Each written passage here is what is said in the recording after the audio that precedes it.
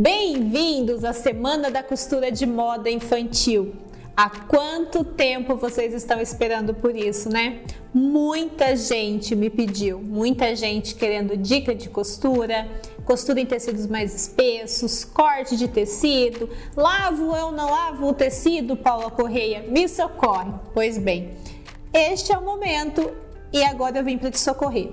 A gente vai ter ao longo da semana um caminhão de informações, dicas, técnicas e tudo que vai te ajudar a mudar a sua vida e viver da costura. E acreditem, é exatamente isso que vai acontecer. Mas fica aí ligadinho.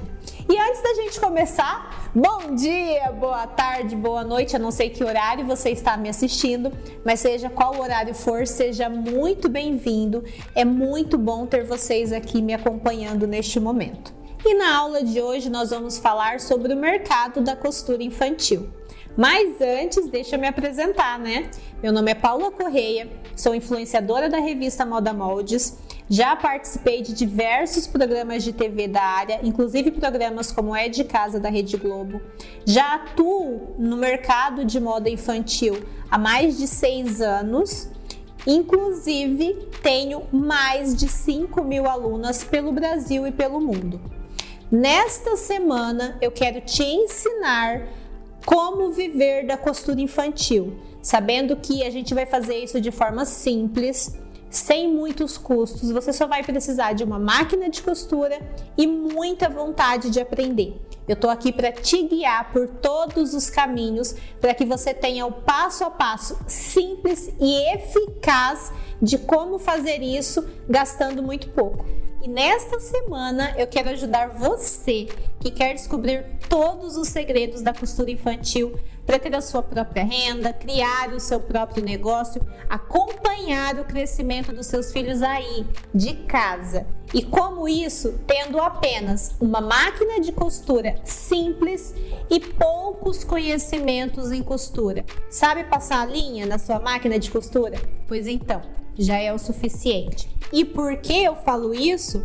Porque muitas das minhas alunas começaram exatamente assim. Uma máquina de costura, poucos conhecimentos e muita vontade de fazer dar certo. E hoje estão aí com seus negócios prosperando e crescendo cada vez mais.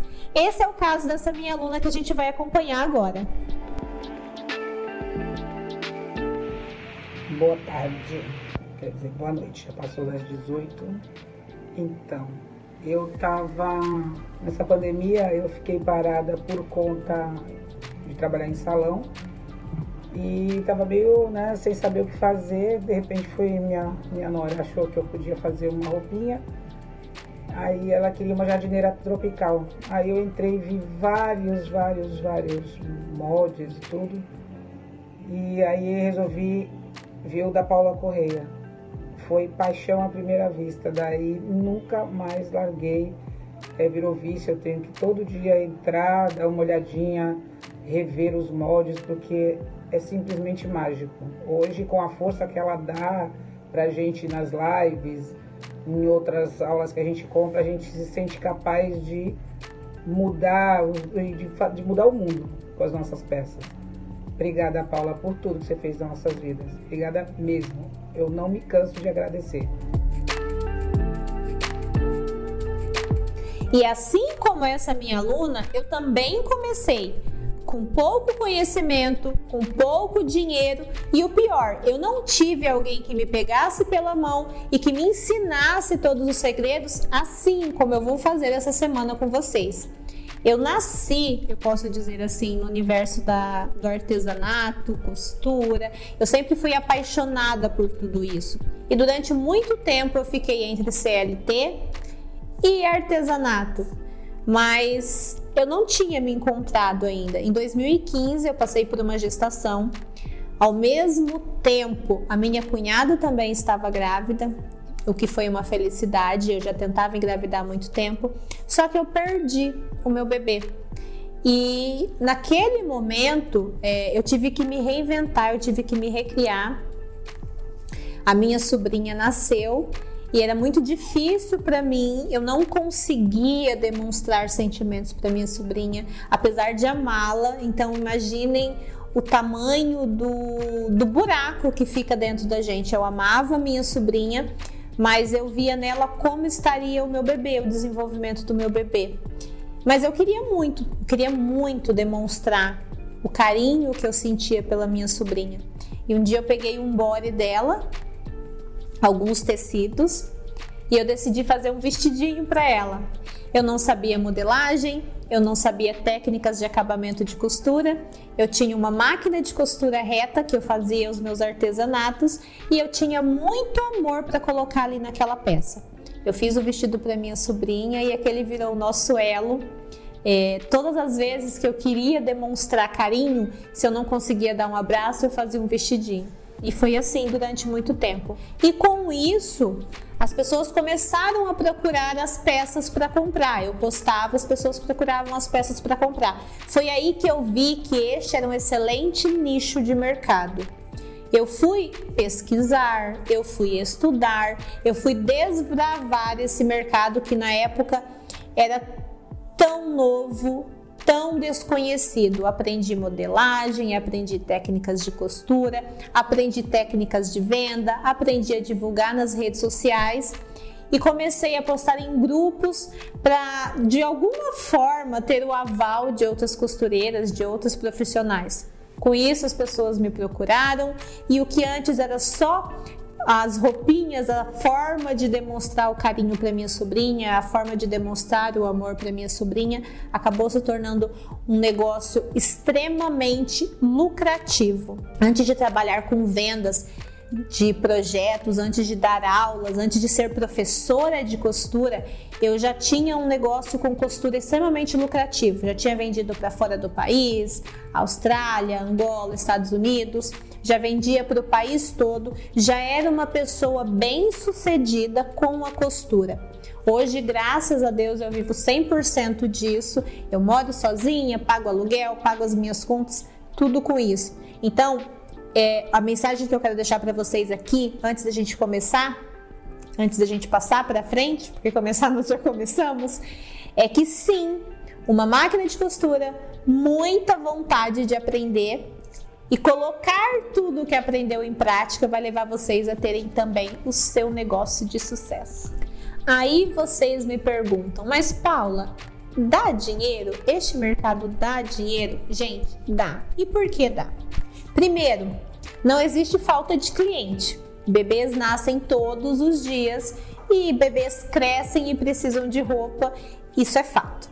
Segundo, as mamães gostam de roupinhas diferenciadas, personalizadas, gostam de roupinhas confortáveis e que tenham essa pegada mais artesanal. O mercado está muito em alta com relação a essa pegada mais artesanal da moda infantil. Vocês podem fazer tudo isso dentro de casa, cuidando dos filhos. Claro que a gente precisa ter organização, a gente precisa ter horário para trabalho, mas você vai estar ali em casa com uma máquina de costura simples, ou seja, baixo investimento, você vai conseguir planejar o seu dia, organizar os seus horários.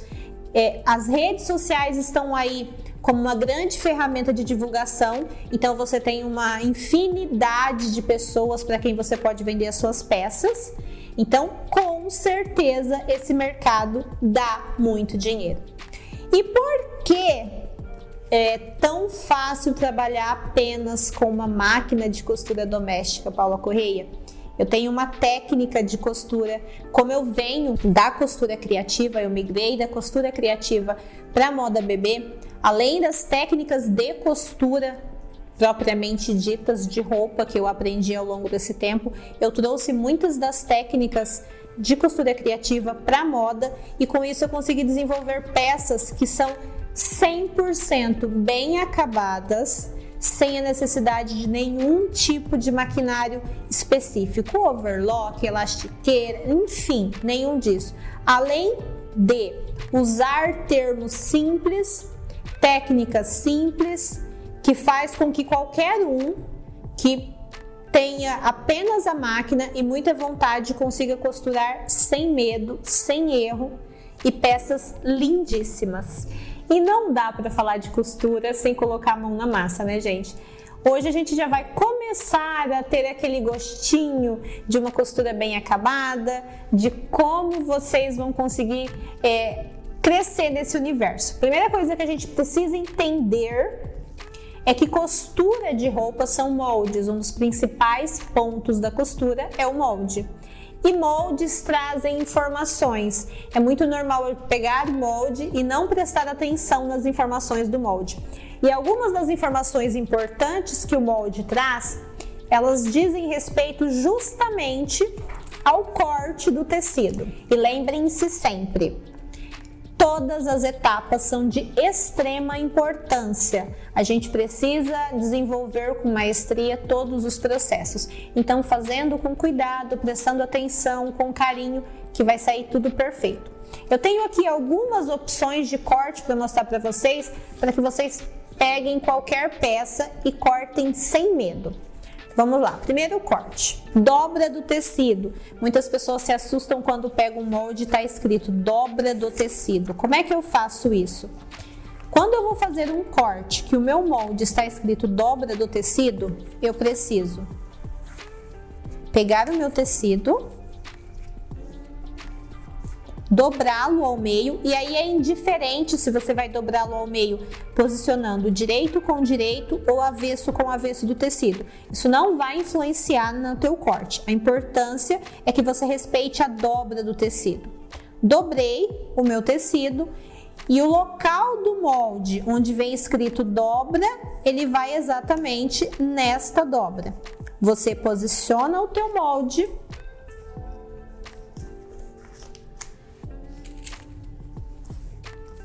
para cortar o teu tecido. Outra informação importante, neste caso, eu estou trabalhando com um molde que já possui margem de costura. A margem de costura, ela é o espaço que sobra entre o tamanho, a costura, é o retalhinho que fica, o restinho que fica depois da costura. Você precisa sempre saber se o teu molde já possui margem de costura ou não. Isso vai influenciar no momento do teu corte e em toda a finalização da tua peça.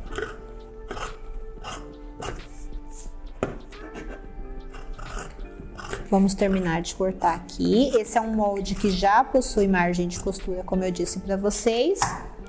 Quando eu corto um tecido na dobra do tecido, que eu abro o meu tecido, eu tenho a peça assim inteira, tá?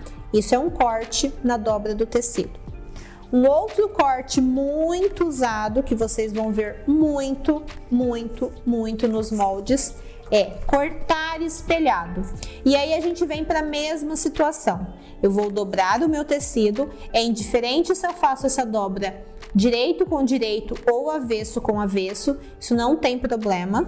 Só que eu não preciso mais posicionar o meu molde na dobra. Eu só preciso que ele esteja dobrado com as partes iguais se olhando, ou seja, direito com direito ou avesso com avesso. Posiciono o meu molde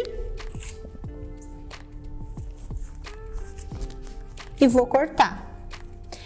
Caso o meu molde não tenha margem de costura, eu preciso conhecê-lo para saber onde vão as costuras. Por exemplo, aqui eu tenho uma pala de vestido. Essa pala de vestido, ela vai ter uma costura aqui embaixo, que é onde eu vou costurar com a saia. Ela vai ter uma costura de junção das laterais, mas eu vou usar um viés passando para fora aqui na cava. Então eu não vou ter costura que vai levar tecido para dentro dessa peça. Eu vou ter costura no ombro e eu vou ter viés aqui novamente. Então eu vou colocar margem de costura apenas nas partes onde eu vou precisar costurar posteriormente. Como eu disse, a cava eu vou fazer um viés dobrado, eu não vou precisar deixar margem. O ombro eu tenho junção, então eu preciso deixar margem. Qual qual a margem de costura ideal para cada peça?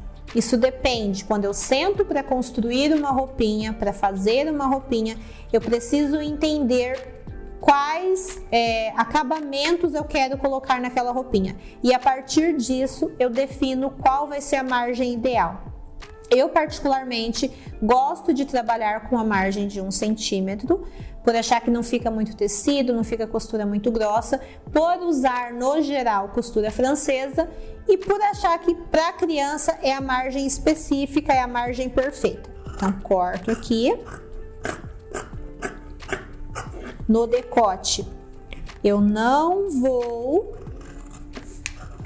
fazer costura, vou usar um viés que vai ficar embutido e eu vou acertar aqui embaixo.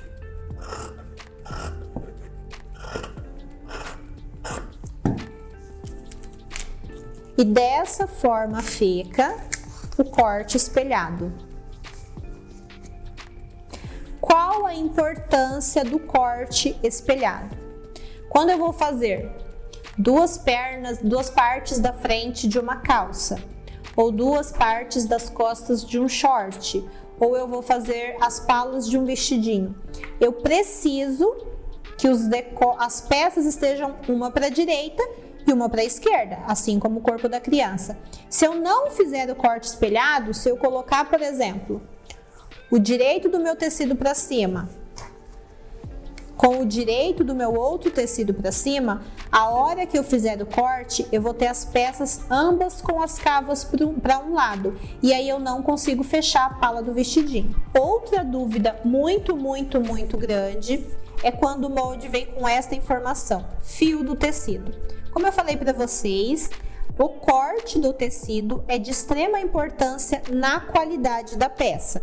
Quando eu tenho uma peça em diagonal, quando eu corto o meu tecido torto, eu vou tender a deixar a minha peça torta também. Por quê? Porque o tecido ele faz isso aqui, ó, ele cede. Então, é para isso a gente tem o fio do tecido no molde. O que é esse fio do tecido? É esse fio que acompanha a orelha do tecido. Então, eu preciso que esse fio do tecido que está marcado no molde fique posicionado reto com a minha orelha do tecido. Então, eu venho aqui, posiciono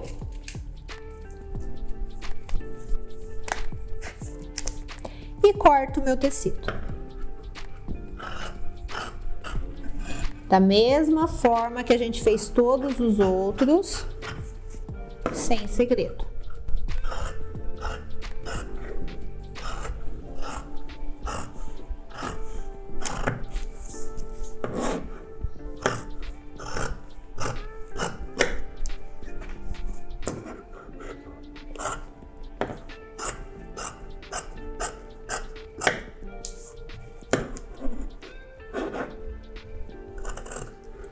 Com isso, eu corto no fio do tecido certinho. Eu não vou correr o risco que a minha roupa, depois de pronta, fique repuxando no corpo da criança. Apenas a parte na diagonal que vai estar na diagonal, o restante está tudo retinho, tudo certinho. Uma outra dúvida muito grande e que é o terror das costureiras e artesãs é o famigerado viés. O viés ele faz um acabamento lindo nas peças, mas é importante que ele seja cortado de maneira correta para que ele realmente funcione como um viés. As pessoas precisam ter em mente, vocês precisam ter em mente que o viés é um corte feito em um ângulo de 45 graus. Quando a gente trabalha com régua, a gente já tem essa marcação, a régua de patchwork ela já tem essa marcação em um ângulo de 45 graus. Porém, eu disse para vocês que a gente ia trabalhar com pouca coisa, então sem gasto com régua, que a gente vai aprender a cortar o viés no ângulo de 45 graus, só usando o tecido e a tesoura. Eu tenho o meu tecido aqui, vocês podem ver que ele está cortado retinho. Eu vou pegar essa ponta e eu vou trazer aqui, do outro lado. Dobrei, eu vou marcar isso aqui, pode vincar com a mão, pode passar o ferro, não tem problema. Abri eu já tenho aqui um ângulo de 45 graus. E aí eu corto o meu viés.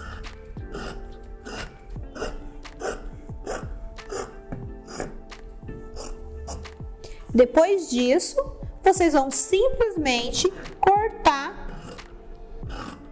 o viés na largura que vocês forem utilizar, e aí vai depender de qual o uso desse viés, onde vocês vão aplicar, mas vocês vão ter um viés cortado corretamente. E por que a importância de se cortar um viés no ângulo de 45 graus?